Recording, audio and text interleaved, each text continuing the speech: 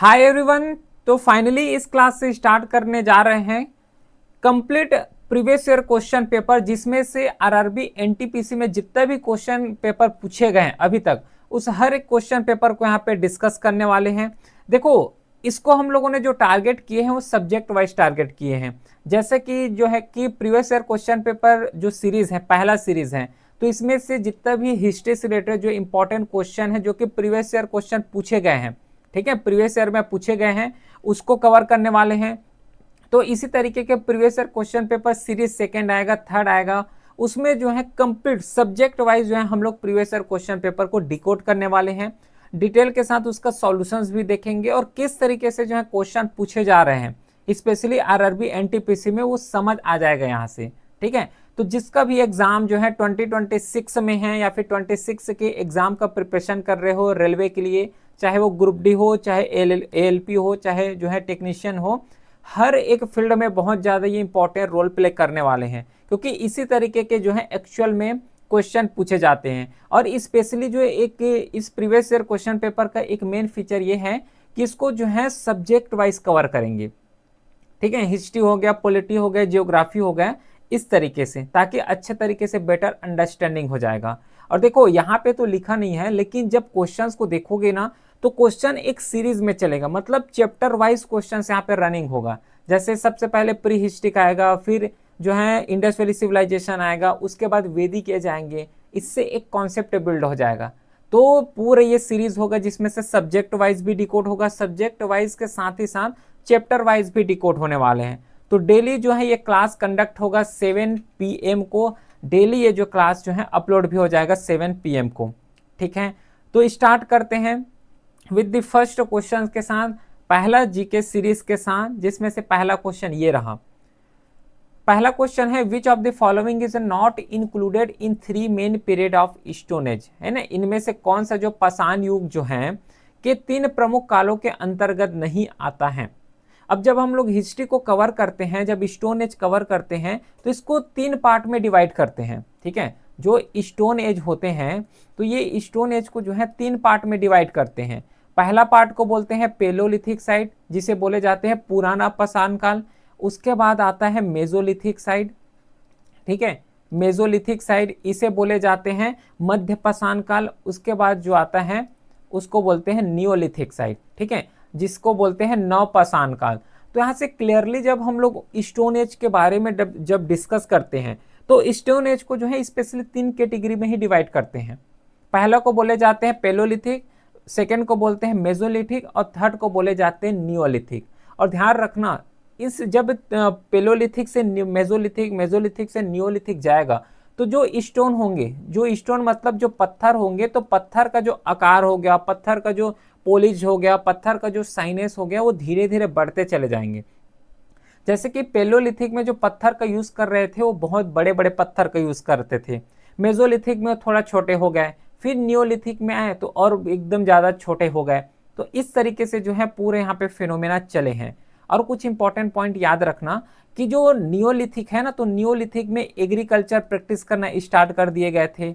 Agriculture में जैसे कि वीट हो गया, वीट का एग्रीकल्चर करते थे, बार्ले हो गया तो बार्ले का एग्रीकल्चर करते थे, है ना, गेहूं हो गया, इन सब का जो है एग्रीकल्चर यहाँ पे प्रैक्टिस किया करते थे।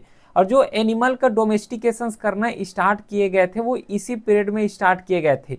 नियोलिथिक पीरियड में ही एनिमल का जो है डोमेस्टिकेशन स्टार्ट हो गए थे।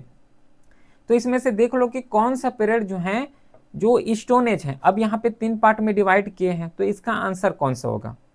करेक्ट आंसर इसका हो जाएगा सी, क्योंकि इसको जो है चैल्कोलिथिक पीरियड में डिवाइड नहीं करते, क्योंकि चैल्कोलिथिक एक अलग सा पीरियड है, उसको डिस्कस करेंगे जब हिस्ट्री कवर करेंगे तो।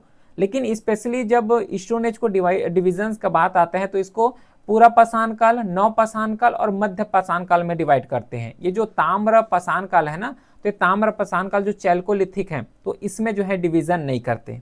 पहला क्वेश्चन समझ आया?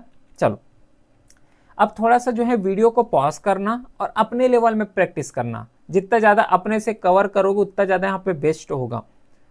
सब्जेक्ट वाइज है, बहुत अच्छे तरीके से इसको यूटिलाइज करना, अच्छे तरीके से समझ भी आ जाएगा।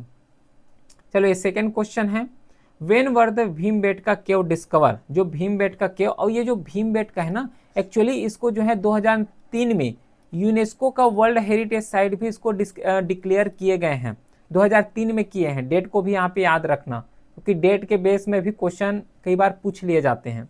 2003 में जो है इसको यूनेस्को का वर्ल्ड हेरिटेज साइट डिस्कवर किए गए थे। तो इसमें जो भीमबेटका है, भीमबेटका एट प्रेजेंट जो भोपाल वाला रीजन है ना, तो भोपाल में पड़ता है, जो रायसेन डिस्ट्रिक्ट है वहाँ का, भोपाल के आस ही पास है वो भी, तो वहाँ पे पड़ता है भीमबेटका। अब ये भीमबेटका से रिलेटेड और कुछ इंपॉर्टेंट फैक्ट जानना, जैसे कि अभी हम लोग डिस्कवर किए हैं, क्या कवर किए हैं, स्टोन एज। तो जो भीमबेटका एक ऐसा साइट है, ठीक है, जो भीमबेटका जो है वो ऐसे साइट है जो कि पेलोलिथिक भी साइट है, मेजोलिथिक साइट है और नियोलिथिक भी साइट है।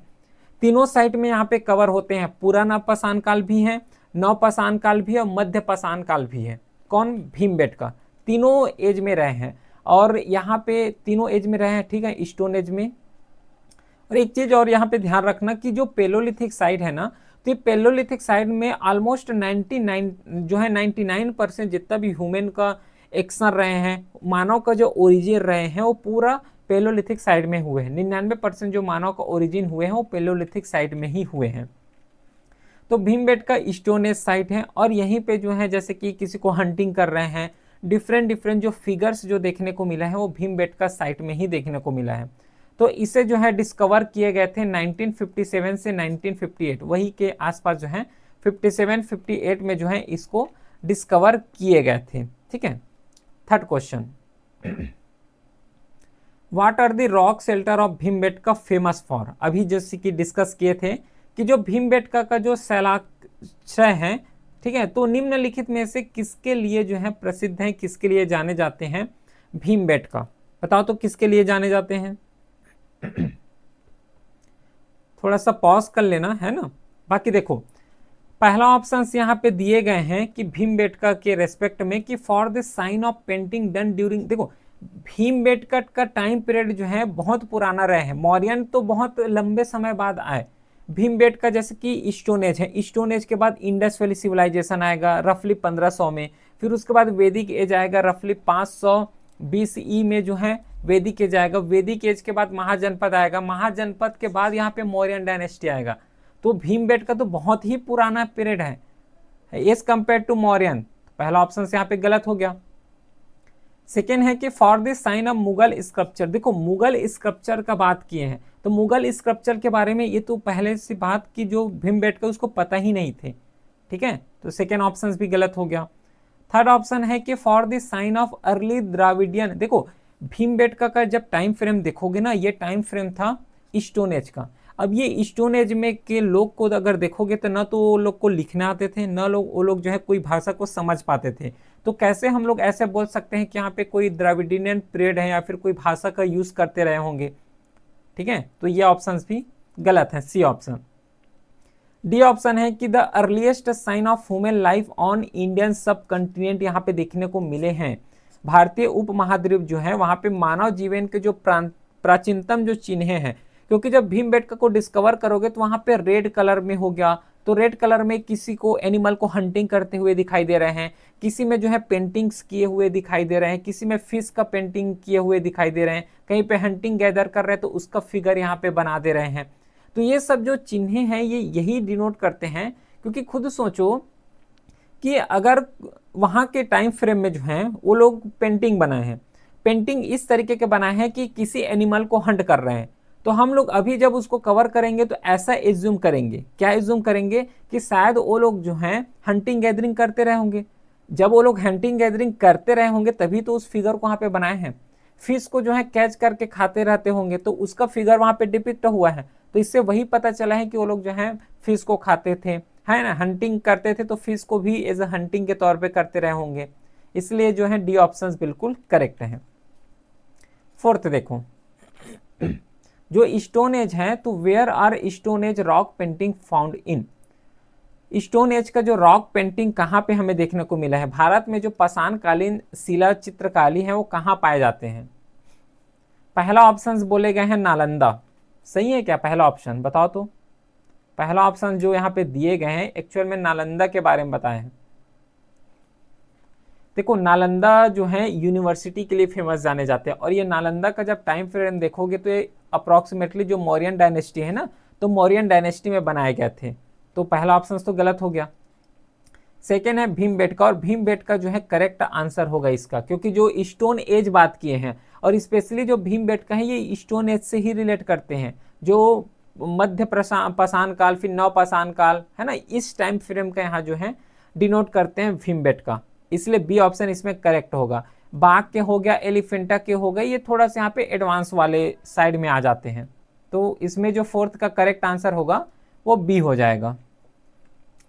फिफ्थ क्वेश्चन है which of the following is the correct chronology of the pre historic period of human activity and civilisation. देखो जब हम लोग यहाँ पे कवर कर रहे हैं ना हिस्ट्री का पीवाईक्यू जब कवर कर रहे हैं तो ये पूरा चैप्टर वाइज कवर कर रहे हैं, तो ऐसा नहीं सोचना कि यहाँ पे वही वही क्वेश्चन आ रहे हैं। देखो वही वही क्वेश्चन एक्चुअल में सेम क्वेश्चन नहीं है, उस क्वेश्चन को यहाँ पे किस तरीके से पूछे जा सकते हैं, प्लस चैप्टर वाइज यहाँ पे कवर हो रहे हैं, सब्जेक्ट वाइज कवर हो रहे हैं, तो लग सकता है। लेकिन ऐसी अगर प्रैक्टिस करोगे तो गारंटीड है कि पूरा सिलेबस यहाँ पे कवर हो जाएगा। क्लियर है? चलो फिफ्थ क्वेश्चन देखो, यहाँ पे वही बोले गए हैं कि निम्नलिखित में से कौन सा जो है मानव गतिविधियां और सभ्यता के प्राक ऐतिहासिक काल का सही अनुक्रम यहाँ पे बताना है। तो ये तो पहले ही बता दिया हूँ कि पहले पेलोलिथिक आया, उसके बाद मेजोलिथिक आया, और मेजोलिथिक बाद जो है नियोलिथिक आया। तो इसका correct answer Palaeolithic, Mesolithic, Neolithic ये हो जाएगा। अच्छा और ऑप्शन दिए हैं क्या, मेटल एज, मेजोलिथिक और पेलोलिथिक ये भी दिए हैं। चलो ठीक है, बताओ तो फिफ्थ का करेक्ट आंसर। फिफ्थ का करेक्ट आंसर इसमें ए हो जाएगा। पहले पेलोलिथिक आया, फिर मेजोलिथिक आया, फिर नियोलिथिक आया। ठीक है।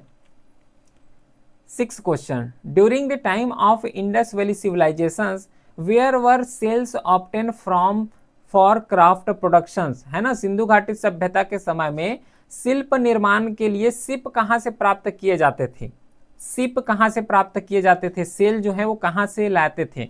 ठीक है, क्योंकि ऐसा होता है ना कि कोई मिनरल है तो राजस्थान में अलग मिनरल मिल रहे हैं, राजस्थान में कोई अलग धातु मिल रहे हैं, है ना, उसके बाद गुजरात जाओगे तो अलग धातु मिलेगा। तो इस तरीके से जो है डिफरेंट डिफरेंट सेंटर से जो है उस तरीके के पार्टिकुलर यहाँ पे धातु को लाया करते थे इंडस वैली सिविलाइजेशन के लोग। ठीक है, हड़प्पन पीपल।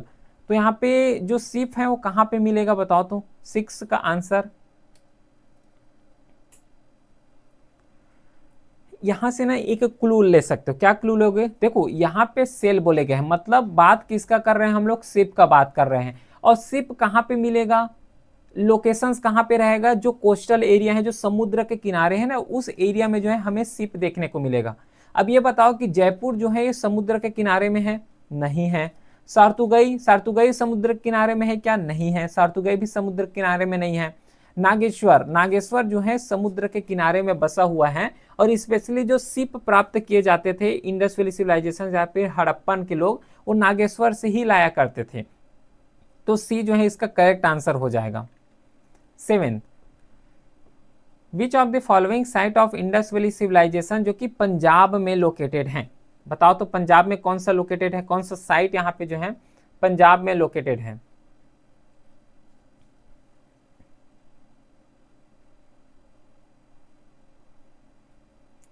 पहला कोट दीजी, सेकेंड बनावली, बालू और रोपर। तो इसका करेक्ट आंसर हो जाएगा रोपर। रोपर जो है एक्चुअल में पंजाब में ही लोकेशन है इसका। और ध्यान रखना जो रोपर ऐसा एरिया है जहाँ पे बहुत ज़्यादा यहाँ पे साक्ष्य मिले हैं, एविडेंसेस मिले हैं। क्या क्या का, जैसे कि जो पालतू पशु हो गया तो पालतू पशु का यहाँ पे साक्ष्य मिले हैं, डोमेस्टिकेशंस का साक्ष्य मिले हैं। उसी के साथ जो है यहाँ पे पहले के लोग, उस समय जो इंडस वैली सिविलाइजेशन के लोग हैं वो लोग ऐसा एज्यूम करते थे कि जैसे कि किसी का डेथ हो गया, अब किसी का डेथ हो गया तो ऐसा एज्यूम करते थे कि इसका जो डेथ हुआ है तो इसका पुनर्जन्म भी होगा। अब डेथ हुए तो मतलब ये दूसरे लाइफ में इंटर करेंगे। तो इसके साथ जैसे कि पालतू पशु हो गया तो पालतू कोई डोमेस्टिकेशन जो एनिमल किए रहे होंगे उसको जो है इसी के साथ दफना दिए जाते थे, है ना। किसी का डेथ हुआ तो उसके साथ कोई एनिमल हो गया, कोई सोना हो गया, चांदी हो गया, कोई वस्तु हो गया, इसको इसी के साथ जो है डेड बॉडी है ना तो उसके साथ दफना दिए जाते थे। और ऐसा एज्यूम करते थे लोग कि इसका जो है पुनर्जन्म होगा। जब पुनर्जन्म होंगे तो ये जितना भी यहाँ पे पालतू पशु दफनाए हैं या फिर कोई सोना चांदी यहाँ पे दफनाया है तो उसका साथ में देंगे, मतलब उसी के साथ रहेंगे। इस तरीके से जो साक्ष्य जो मिले गए हैं ना वो रोपर में भी मिले हैं। तो पंजाब में जो लोकेशन है वो रोपर में ही है, तो जो डी ऑप्शन है वो बिल्कुल करेक्ट है। 8वां क्वेश्चन है कि most of the standard seal of Harappan were made of type of soft stone. क्या बोले जाते हैं सॉफ्ट स्टोन को? जितना भी यहाँ पे जब जैसे कि यहाँ पे बिड्स मेकिंग होते थे, है ना, बिड्स बनाओगे तो बिड्स बनाने के लिए जो है पत्थर चाहिए। अब पत्थर पहले क्या होता था, बहुत ज़्यादा कठोर थे, और अभी भी पत्थर को देखोगे तो बहुत ज़्यादा कठोर ही पत्थर होते हैं, और लेकिन उसको बिड्स बनाना है, बिड्स में कन्वर्ट करना है, एमुलेट्स बनाना है, ठीक है, ताबीज बनाना हो गया, फिर डिफरेंट डिफरेंट आर्टिफैक्ट हो गया, खिलौना बनाना हो गया। तो खिलौना बनाओगे, आर्टिफैक्ट बनाओगे तो उसके लिए जो है हमें मुलायम पत्थर की जरूरत है, और इंडस वैली सिविलाइजेशन में जो है मुलायम पत्थर का यूज किया करते थे। तो मुलायम पत्थर क्या बोलते हैं, उस मुलायम पत्थर को क्या बोले जाते हैं? एक्चुअल में ये क्वेश्चन यहाँ पे पूछे गए हैं। ये क्वेश्चन जो आया है ना ये 2022 का क्वेश्चन है, ठीक है, एनटीपीसी में पूछे गए हैं 2022, और ये स्टेज 2 का क्वेश्चन है, और प्रिसाइसली बताऊं तो स्टेज 2 का। तो हर एक क्वेश्चन को कवर करेंगे, पूरा डाइवर्सिटी है इसमें। तो इसको बोले जाते हैं क्या? स्टेटाइड, ठीक है, इसको बोले जाते हैं स्टेटाइड बोले जाते हैं। ये स्टेटाइड एक्चुअल में जो है बहुत ज़्यादा नरम पत्थर होते हैं, जिस आकार में देना चाहोगे उस आकार में दिए जा सकते हैं स्टेटाइड को। चलो 9 क्वेश्चन है कि जो धोलावीरा है, धोलावीरा एक इंपॉर्टेंट हड़प्पन साइट्स है। हड़प्पन साइट बहुत ज़्यादा इंपॉर्टेंट है। जब इंडस वैली सिविलाइजेशन को कवर करते हैं ना, ठीक है, इंडस वैली सिविलाइजेशन, सिंधु घाटी सभ्यता, उसमें से कुछ इंपॉर्टेंट साइट जैसे कि एक हो गया हड़प्पा साइट हो गया, ये बहुत ज़्यादा इंपॉर्टेंट है। फिर एक होता है मोहनजोदाड़ो हो गया, ठीक है, ये बहुत ज़्यादा इंपॉर्टेंट साइट है। रोपर हो गया, रोपर जो कि पंजाब में है ना। उसके बाद सारतुगई हो गया, सारतुगई के साथ और जैसे कि नागेश्वर हो गए, नागेश्वर के साथ लोथल हो गया। लोथल एक्चुअल में ये मेच्योर हड़प्पन साइट में आते हैं, इसको ध्यान में रखना है ना। लोथल हो गया, उसी के साथ जो है धोलावीरा हो गया, धोलावीरा हो गया। तो इस तरीके से बहुत ज़्यादा इंपॉर्टेंट साइट है, और इसी में जो है एक क्वेश्चन पूछे गए धोलावीरा। तो धोलावीरा जो है कहाँ पे लोकेटेड है एट प्रेजेंट? देखो छत्तीसगढ़ में ऐसा कोई यहाँ पे एविडेंसेस नहीं मिले हैं कि छत्तीसगढ़ तक पूरा इंडस वैली सिविलाइजेशन फैले रहे होंगे, तो डी ऑप्शन तो गलत हो गया। राजस्थान, झारखंड और गुजरात, तो स्पेशली जब धोलावीरा का लोकेशन देखोगे तो गुजरात में पड़ता है। धोलावीरा का जो लोकेशंस हैं ये गुजरात में है, तो 9 का करेक्ट आंसर हो जाएगा गुजरात। झारखंड में और भी डिफरेंट जो है एविडेंसेस मिले हैं, उसको डिस्कस करेंगे आगे। 10वां क्वेश्चन जो कि धोलावीरा के बेस में ही पूछे गए हैं कि जो धोलावीरा है ये आर्कियोलॉजिकल साइट है जो कि किससे एसोसिएटेड है, विच टाइम पीरियड, किससे एसोसिएटेड है? धोलावीरा जो है ये इंडस वैली सिविलाइजेशन से एसोसिएटेड है। चंद्रगुप्त जो है अलग डायनेस्टी हो जाएगा, मगध जो है ये अलग डायनेस्टी है। जो धोलावीरा है, स्पेशली धोलावीरा का लोकेशन पता है ना, गुजरात में पड़ता है। जो ग्रिड बाथ जो है हमें फाउंड मिला है मोहनजोदाड़ो में, जो कि एक ह्यूज क्या है, जो ग्रिड बाथ है एक्चुअल में है क्या? जो मोहनजोदड़ो में जो पाया गया एक विशाल स्नानगार, जो ग्रिड बाथ है ये इसको स्नानगार बोलते हैं, जो कि एक है क्या? सर्कुलर टैंक है, सिलिंड्रिकल टैंक है। देखो जो ग्रिड बाथ अपने को मिला है ना इस आकार में मिला है, थोड़ा जो आयताकार है ना, तो आयताकार में हमें इसका जो है मिले हैं। और एक चीज इंटरेस्टिंग फैक्ट ये है कि यहाँ पे जो है नीचे जैसे कि ग्रिड बाथ है, तो नीचे जाने के लिए हमें सीढ़ी का भी जो है प्रावधान मिला है, सीढ़ी भी बनाए थे जिसके थ्रू जो है नीचे जाया जा सके।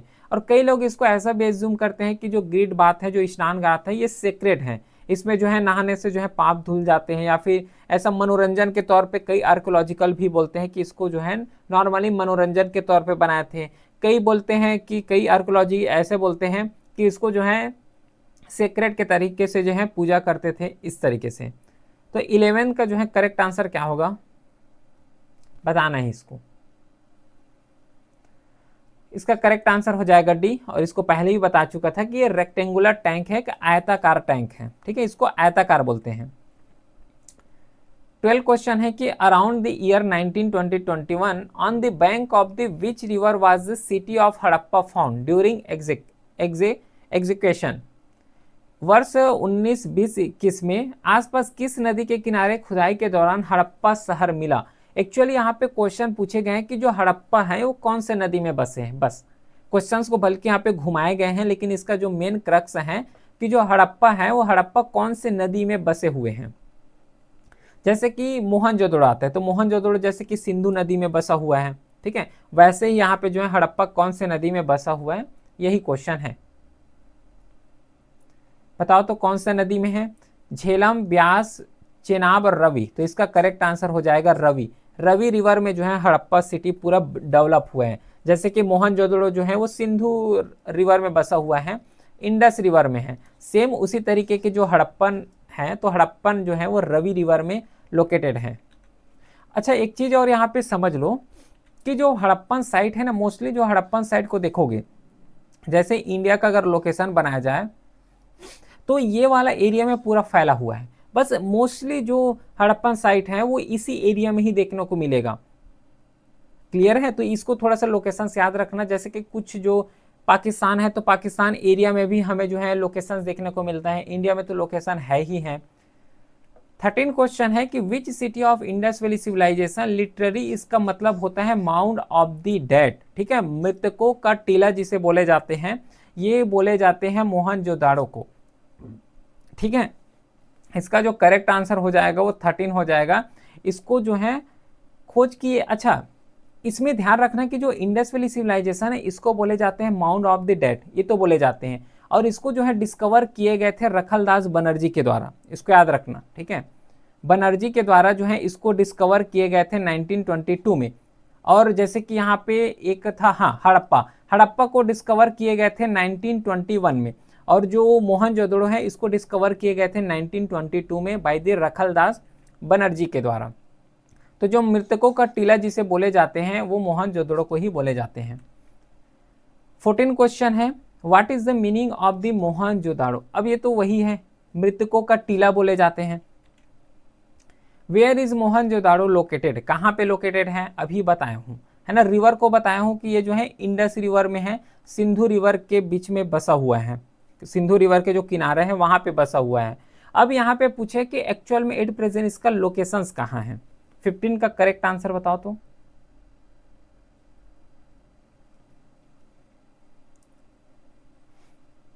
तो इसका करेक्ट आंसर हो जाएगा सिंध एरिया में, ठीक है। सिंध एरिया एट प्रेजेंट जो पाकिस्तान एरिया है ना, तो पाकिस्तान एरिया में ये है। 16 question, which city of the Harappan civilization was specially dedicated to craft production including activities such as bead making, shell cutting, metal object, seal making और स्केल मैन्युफैक्चरिंग। मतलब हमें ऐसा शहर को यहाँ पे फाइंड आउट करना है जहाँ पे सिप काटना हो गया, या फिर मनके बनाना हो गया, या फिर धातु के वस्तु बनाना हो गया, वही एरिया में ये सब चीज बनाए जाते थे। कौन से एरिया में ये सब बनाए जाते थे। सील कटिंग, मतलब सील कटिंग बोल रहे हैं, मतलब सिप के बारे में बता रहे हो। सिप किस एरिया में बनेगा, जहाँ पे कोस्टल एरिया होगा, जहाँ पे समुद्री एरिया होगा। अब मोहनजोदड़ो का अगर बात करोगे, जो कि एक सिंध रिवर में बसा हुआ है, अब सिंध रिवर में ये तो बसे हुए हैं, तो ये तो रिवर में बसा हुआ है ना, ये समुद्र में थोड़ा ना बसा हुआ है, पहला ऑप्शन गलत हो जाएगा। उसके बाद हड़प्पा यहाँ पे लिखा हुआ है, हड़प्पा जो कि रवि रिवर में है। अब रवि रिवर मतलब कोस्टल एरिया में है, तो सॉरी, रवि रिवर मतलब यहाँ पे एक रिवर के किनारे बसा हुआ है, समुद्र में नहीं बसा हुआ है, तो सी ऑप्शन गलत। चंदूदाड़ो भी यहाँ पे गलत है, इसका करेक्ट आंसर हो जाएगा बी, सॉरी यहाँ पे 16 का जो करेक्ट आंसर यहाँ पे हो जाएगा डी, ठीक है, नागेश्वर नहीं, यहाँ पे करेक्ट आंसर हो जाएगा 16 का, डी होगा, चन्नूदाड़ो होगा, क्योंकि चन्नूदाड़ो एक एरिया है जहाँ पे कोस्टल एरिया है, और यहाँ पे सेल मेकिंग हो गया, क्योंकि ये साथ में बीड मेकिंग भी बोले गए हैं ना, और यहाँ पे बोले गए हैं कि मेटल ऑब्जेक्ट मेकिंग, ये सब जो है चन्नूदाड़ो में ही बनाए जाते थे। 17 question, Which of the following site of Indus Valley civilizations were discovered first? बताओ तो, Which of the following sites of Indus Valley civilizations कहाँ पे डिस्कवर किए गए थे। 17, इसका करेक्ट आंसर हो जाएगा बी, ठीक है, हड़प्पा, क्योंकि जो इंडस वैली सिविलाइजेशन है और इस पूरे सिंधु घाटी सभ्यता में फर्स्ट जो ऐसा स्टेट है, फर्स्ट जो ऐसा एरिया है जिसको डिस्कवर किए गए थे वो हड़प्पा को ही डिस्कवर किए गए थे, मोहनजोदड़ो नहीं है, ध्यान में रखना, हड़प्पा को ही यहाँ पे डिस्कवर किए गए थे। इसलिए जो सिंधु घाटी सभ्यता है इसको जो है हड़प्पन सभ्यता भी बोले जाते हैं या फिर हड़प्पन सिविलाइजेशंस के नाम से भी जाने जाते हैं। 18 क्वेश्चन है कि at which places were stone statue of जो डांसिंग गर्ल है ना, डांसिंग मेल हो गया जिसे नटराज बोलते हैं, और इसको जो है गॉड शिव का यहाँ पे प्रतीक भी माने जाते हैं। तो जो नटराज है ये नटराज कहाँ पे मिला है, ऐसा क्वेश्चन पूछे गए हैं, बताओ तो 18 का करेक्ट आंसर। नटराज जो है ये हमें कहाँ पे मिला है, इसका करेक्ट आंसर हो जाएगा सी, क्योंकि नटराज जो है उस हड़प्पन एरिया में ही मिले गए हैं। ठीक है, हड़प्पा एरिया इसका करेक्ट आंसर है। 19 question, which of this Harappan site has been found in Gujarat, Gujarat area में है इसका लोकेशन। 19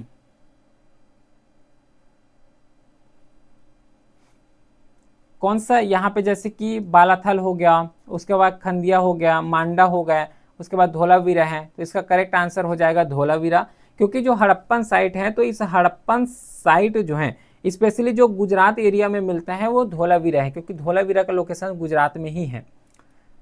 अगला क्वेश्चन है कि which of the following site is not a part of Indus valley civilizations, इसमें से कौन सा साइट है जो कि इंडस वैली सिविलाइजेशंस का पार्ट नहीं है। मोहनजोदड़ो इंडस वैली सिविलाइजेशंस है, हड़प्पा ये भी इंडस वैली सिविलाइजेशन है, लोथल भी इंडस वैली सिविलाइजेशन है, लेकिन जो उरुक है ये उरुक इंडस वैली सिविलाइजेशन नहीं है। तो इसका जो 20 है तो 20 का करेक्ट आंसर यहाँ पे डी हो जाएगा। 21 in which of this site of Indus valley civilisations have evidences of the reservoir have been found, मतलब ऐसा इंडस वैली सिविलाइजेशन हमें फाइंड आउट करना है जहाँ पे जलाशयों का साक्ष्य मिले गए हैं।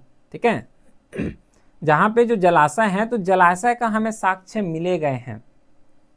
21 कौन सा एरिया है जहाँ पे जलाशय का साक्ष्य मिले हैं, कालीबंगन। देखो जो कालीबंगन वाला एरिया है ना, तो कालीबंगन में हमें प्लब फील्ड मिला है। प्लब फील्ड का मतलब होता है जैसे कि खेती कर रहे हैं, तो खेती करते हैं तो हल जोतते हैं, है ना, हल से जुताई करते हैं, तो वो वाला हमें एरिया मिला है, पूरा फील्ड देखने को मिला है, पूरा खेती किसानी जो है वो कालीबंगन में देखने को मिला है। तो यहाँ पे तो नहीं पूछे गए हैं, है ना, दूसरे पूछे गए हैं। फिर उसके बाद जो फायर एल्टस है, ठीक है, हवन कुंड जिसे बोलते हैं, वो भी कालीबंगन में मिला है। सेकेंड ऑप्शन, तो पहला ऑप्शन तो यहाँ पे गलत हो जाएगा 21 का। उसके बाद धोलावीरा बोले हैं, तो जो रिजर्व है ना, जो जलाशय देखने को मिला है वो धोलावीरा में ही देखने को मिला है, धोलावीरा में ही जलाशय देखने को मिला है। और ये जलाशय का उपयोग जो है कई तरीके से किया जाते थे, क्योंकि देखो उस समय के लोग जो है क्या करते थे, एग्रीकल्चर कर रहे हैं, खेती कर रहे हैं, तो खेती करने के लिए पानी की जरूरत है, तो वो लोग क्या करते थे कि जलाशय में स्टोर कर लेते थे और उसके बाद जो है उसका यूटिलाइज कर रहे हैं, फिर पानी पीने के लिए हो गया, तो इस तरीके से डिफरेंट डिफरेंट थिंग्स के लिए जो है इसका यूज किया करते थे। ठीक है, तो 21 का जो करेक्ट आंसर होगा वो बी हो जाएगा। 22 question, in which state is the archaeological site जो सुरकोतदा है ये लोकेटेड है, सुरकोतदा जो है इसका लोकेशन कहाँ पे पड़ता है। 22 कहाँ पे लोकेशंस हैं स्पेशली सुरकोतदा का। देखो यहाँ पे ना बहुत ज्यादा लोकेशन बेस्ड क्वेश्चन बहुत पूछे जा रहे हैं। ठीक है, तो कुछ इंपॉर्टेंट स्टेट और इंपॉर्टेंट स्टेट के साथ कौन कौन सा लोकेशन है इसको याद रखना, यहाँ पे लिखा रहा हूँ। ठीक है, जैसे कि एक स्टेट आता है वो है गुजरात। ठीक है, अब ये गुजरात एरिया में ना बहुत ज्यादा लोकेशन है जो कि इंडस वैली सिविलाइजेशन से लोकेटेड है, जैसे कि इंपॉर्टेंट है, जैसे कि धोलावीरा हो गया। ठीक है, धोलावीरा के साथ जैसे कि लोथल हो गया, लोथल कहाँ पे पड़ता है, गुजरात में ही है, धोलावीरा तो गुजरात में है ही है, उसी के साथ लोथल भी गुजरात में पड़ता है। फिर रंगपुर हो गया, अब ये रंगपुर जो है ये गुजरात में तो पड़ता है और ये स्पेशली हड़प्पन साइट्स हैं, इंडस वैली साइट्स हैं, तो इसको याद रखोगे। तो गुजरात में एक धोलावीरा हो गया, लोथल हो गया, रंगपुर हो गया, उसी के साथ जो सुरकोतदा है, तो सुरकोतदा जो है ये भी गुजरात में ही पड़ता है। उसी के साथ यूपी का अगर बात करें तो इस यूपी में जैसे कि अलामगीर पुल हो गया, है ना, अलामगीर पुल जो है ये यूपी में पड़ता है। उसी के साथ राजस्थान एरिया को अगर देखोगे तो इस राजस्थान में कुछ इंपॉर्टेंट जैसे कि कालीबंगन हो गया, कालीबंगन जो है ये राजस्थान में ही पड़ता है, कालीबंगन का जो लोकेशन है ये राजस्थान में पड़ता है। फिर जम्मू एंड कश्मीर का अगर बात करें तो जो मांडा एरिया है, और ये मांडा को याद रखना जो नदन मोस्ट पॉइंट है, सबसे उत्तर में जो हड़प्पा को जो साइट है इंडस वैली सिविलाइजेशन का जो नदन मोस्ट पॉइंट है वो मांडा ही है, ठीक है। और जो ईस्टर्न मोस्ट साइट है वो अलामगीरपुर ही आते हैं। तो जम्मू एंड कश्मीर का जो एरिया है जहाँ पे मांडा जो फेमस एग्जाम्पल है, इसको याद रखना है। फिर महाराष्ट्र एरिया में जाओगे तो दैमाबाद हो गया, दैमाबाद। अब ये दैमाबाद ये भी इंडस वैली सिविलाइजेशन है। अब पंजाब एरिया में जाओगे तो पंजाब का तो पता है रोपर, इससे रिलेटेड तो क्वेश्चन भी किए हैं। तो ये कुछ इंपॉर्टेंट साइट्स हैं, उसी के साथ इंपॉर्टेंट लोकेशन है, और यहाँ से फ्रिक्वेंटली क्वेश्चन बार बार पूछे जाते हैं। तो अब बताओ कि जो सुरकोतदा है इसका लोकेशंस कहाँ पे है? इसका लोकेशंस हो जाएगा गुजरात में, ठीक है। तो 22 का जो करेक्ट आंसर है वो डी हो जाएगा। 23 यहाँ पे जो है who took charge as a director general of archaeological survey of India in 1944 and took over the responsibility of the excavation of Harappan. जो 1944 है उसमें भारतीय पुरातत्व सर्वेक्षण के महानिर्देशक के रूप में किसने पदभार संभाला और हड़प्पा का खुदाई का जिम्मेदार लिए गए थे? किसके द्वारा लिए गए थे? 23 का करेक्ट आंसर हो जाएगा REM व्हीलर, ठीक है। REM व्हीलर इसके द्वारा जो है 1944 में आर्कियोलॉजिकल सर्वे जो बने थे, है ना, आर्कियोलॉजिकल सर्वे ऑफ इंडिया के जो डायरेक्टर जनरल अपॉइंट किए गए थे वो REM व्हीलर को ही किए गए थे, और इसी के द्वारा ही जो है हड़प्पन साइट को डिस्कवर किए गए थे। बाकी दयाराम साहनी हो गया, दयाराम साहनी जो है दयाराम साहनी के द्वारा हड़प्पा को डिस्कवर किए गए हैं, ठीक है। रखलदास बनर्जी के द्वारा मोहनजोदड़ो को यहाँ पे डिस्कवर किए गए हैं। याद रहेगा क्या ये सब चीज? चलो अगला देखो 24 by which renowned Indian archaeologist was famous Indus valley sites Mohenjodaro, जिसे फर्स्ट टाइम डिस्कवर किए गए थे। अब ये तो पता होगा, है ना, अभी ही बताया हूं इसको। 24 का करेक्ट आंसर रखलदास बनर्जी, और रखलदास बनर्जी के द्वारा ही मोहनजोदड़ो को यहाँ पे डिस्कवर किए हैं। दयाराम जो साहनी है इसके द्वारा डिस्कवर किए गए हैं हड़प्पा को।